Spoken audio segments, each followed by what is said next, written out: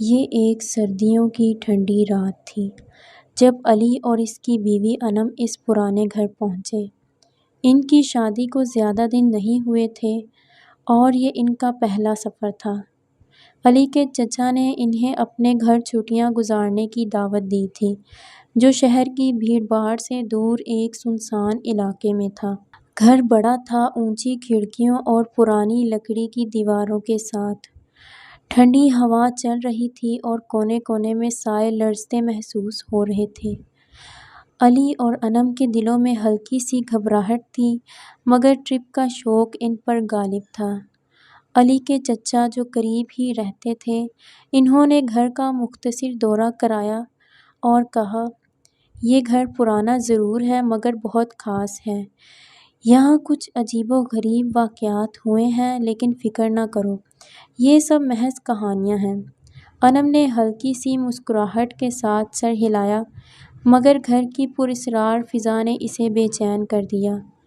اسے ایسا لگا جیسے کوئی پوشیدہ آنکھیں اسے ہی دیکھ رہی ہوں۔ اس رات کھانے کے بعد دونوں سو گئے۔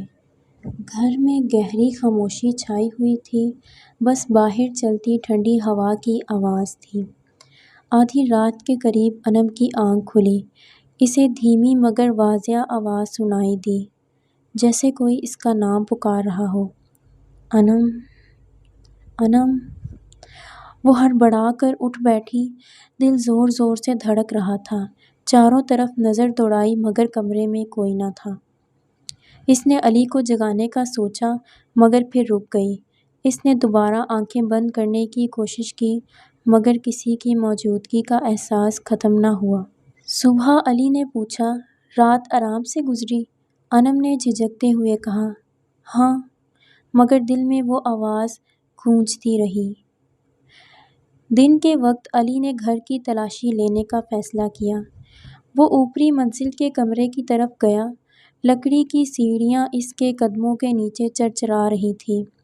اندر ایک پرانا صندوق رکھا تھا، گرد سے بھرا ہوا اور اس پر عجیب نشانات تھے۔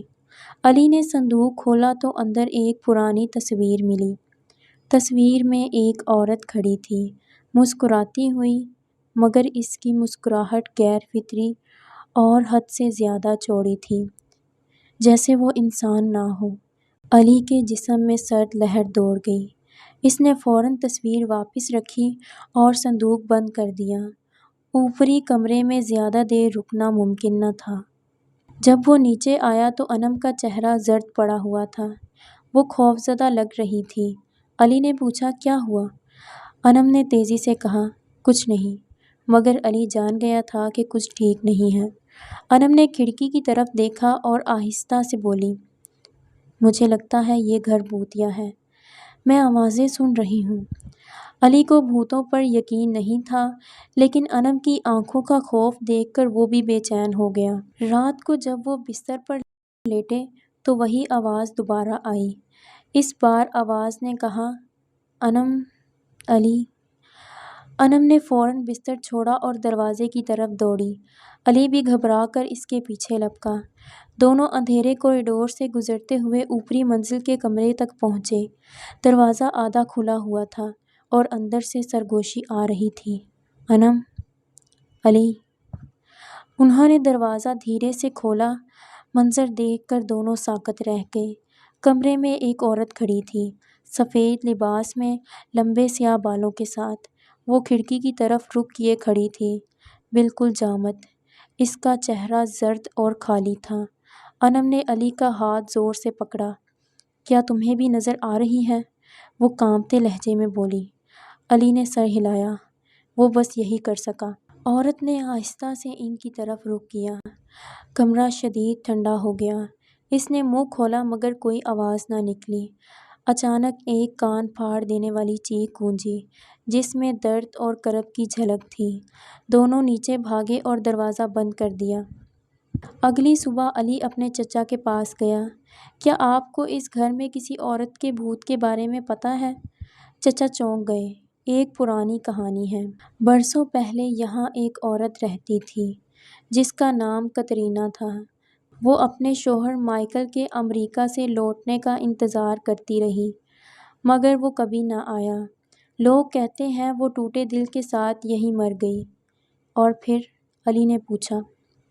لوگوں نے کئی بار اسے کھڑکی پر دیکھا، اب بھی انتظار کرتی ہوئی۔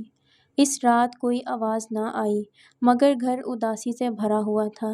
انم کو لگا کترینہ مدد مانگ رہی ہے۔ انہوں نے اس کے بارے میں مزید جاننے کا فیصلہ کیا۔ پرانے دراز سے ایک ڈائری ملی۔ یہ کترینہ کی تھی۔ اس میں لکھا تھا کہ مائیکل امریکہ گیا تھا، لوٹنے کا وعدہ کیا تھا مگر کبھی واپس نہ آیا۔ کترینہ ہر روز کھڑکی پر بیٹھی اس کا انتظار کرتی رہی۔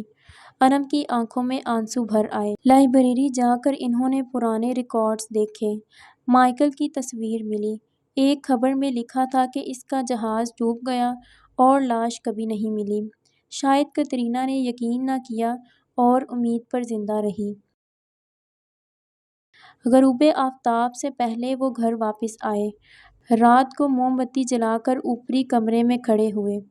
انم نے ڈائری اٹھا کر کہا، کترینہ، ہم تمہارا درد جانتے ہیں، تم اکیلی نہیں ہو۔ مائیکل تم سے محبت کرتا تھا، وہ سکون میں ہے، اب تم بھی سکون پا سکتی ہو۔ کمرہ ٹھنڈا ہو گیا۔ ایک نرم ہوا چلی حالانکہ کھڑکیاں بند تھیں۔ کترینہ نمودار ہوئی۔ آنکھوں میں اداسی تھی۔ اس نے ہاتھ آگے بڑھایا۔ انم نے ڈائری اس کے ہاتھ میں رکھ دی۔ کترینہ نے ڈائری کو سینے سے لگایا۔ ایک آنسو ٹپکا اور وہ دھیرے دھیرے غائب ہو گئی۔ کمرہ پھر گرم ہو گیا۔ صبح ہوئی تو گھر روشن اور پرسکون لگ رہا تھا۔ اوپری کمرے میں تصویر میں کترینہ کی مسکراہٹ نرم اور انسانی لگ رہی تھی۔ انہوں نے مزید 2 دن وہیں گزارے۔ راتیں پرسکون رہیں۔ وہ موم بتی جلا کر شکریہ ادا کرتے۔ انم اکثر کھڑکی کے پاس بیٹھتی اور سوچتی کہ محبت کتنی گہری ہو سکتی ہے، جو موت کے بعد بھی ختم نہیں ہوتی۔ روانگی سے پہلے انم نے سیڑھیوں پر ایک پھول رکھا۔ علی نے آخری بار گھر کو دیکھا، اب وہ پرسکون لگ رہا تھا۔ راستے میں وہ ایک کیفے پر رکے۔ ایک بوڑھا شخص آیا۔ اس نے ڈائری دیکھ کر کہا، یہ کتاب میں نے پہلے دیکھی ہے۔ انم نے پوچھا، کیا آپ کترینہ کو جانتے تھے؟ بوڑھا بولا، ہاں، میری ماں اس گھر میں کام کرتی تھی، وہ روز کھڑکی پر بیٹھی اپنے شوہر کا ذکر کرتی تھی۔ انم نے کہا، مائیکل کے ساتھ کیا ہوا؟ بوڑھا آہستہ سے بولا، کہا جاتا ہے کہ وہ کئی سال بعد واپس آیا، بیمار اور بوڑھا۔ اس نے قبر پر گھنٹوں رو کر وقت گزارا، پھر غائب ہو گیا۔ انم نے کہا، شاید اب وہ جانتی ہے کہ وہ واپس آیا تھا۔ علی نے کہا، شاید اب وہ واقعی سکون میں ہے۔ وہ کیفے سے نکلے، ڈائری علی کے ہاتھ میں تھی۔ انہوں نے فیصلہ کیا کہ کترینہ کی کہانی دنیا کو سنائیں گے۔ گھر اب بھی وہی ہے مگر خاموش۔ بھوت ختم ہو گیا تھا، صرف محبت باقی رہ گئی تھی، اور ان کے دلوں میں یہ کہانی ہمیشہ زندہ رہے گی۔